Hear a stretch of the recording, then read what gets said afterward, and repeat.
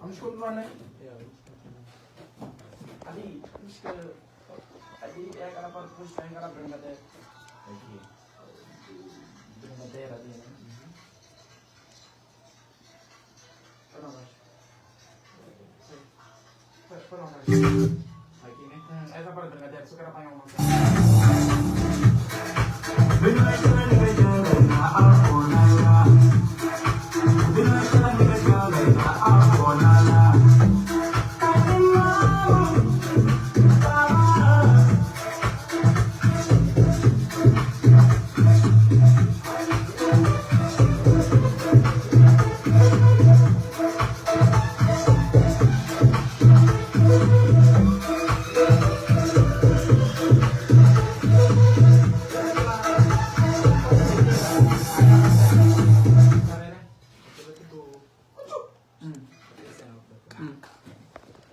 Pode meter.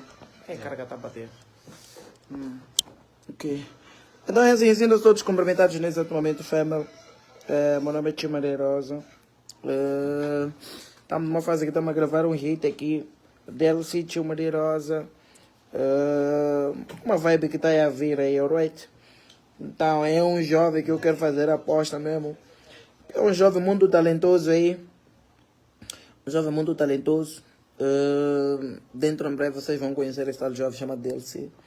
É um jovem que tem grandes projetos, grandes hits. Então eu gosto de abraçar também. Gosto de abraçar. Só quando eu estou fui ajudar. Então quem sou eu não saber ajudar as pessoas? Então daqui a pouco vou iniciar mais uma outra live. Quando a música já estar pronta para poder vocês adocicarem como deve ser. Informar para todos vocês. A minha agenda este final de semana está combinado sim, está bem confirmado. Este final de semana terei Mavalane, chamado no campo de Mavalane Carlos Rosa. Vou estar em Mavalane sábado. Ainda em sábado também vou estar também. Como é que é aquilo? Chamanculo, está confirmado. Vou estar segunda retunda, Yanis Place. Vou estar em Marraquene, ainda no sábado. Estou a falar de dia 31.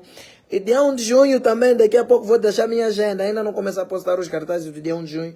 Mas pelo sinal, vou estar em Manhissa. Já está confirmado, dia 1 de junho, Manhissa, estou a vir aí. E também vou estar também... esse evento já não posso confirmar logo, porque ainda não meteu uma confirmação aqui no meu telefone. Assim que cair a confirmação, já vou deixar tudo bem confirmado como deve ser. Então, sintam mesmo todos cumprimentados. Aquele abracinho, toma um copo de maio, até já. Family, alright? Fui.